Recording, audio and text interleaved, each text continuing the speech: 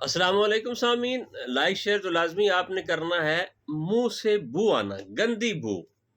وہ بھوک کے اٹھ رہے ہیں منہ سے جی، معدے کی خرابی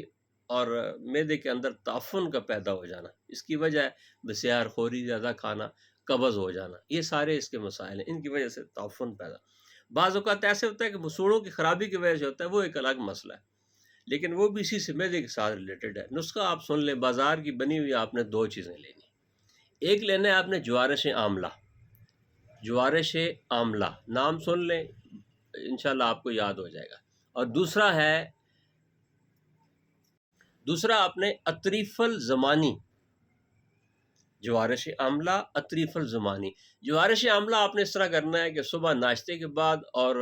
دوپہر کے کھانے کے بعد ایک چمچ لے لینی ہے آپ نے، چمچ بھر کے کھائیں، اوپر سے پانی پی لیں، اور اطریف الزمانی رات کو سونے سے پہلے ایک چمچ، انشاءاللہ آپ کا مسئلہ ختم ہو جائے گا۔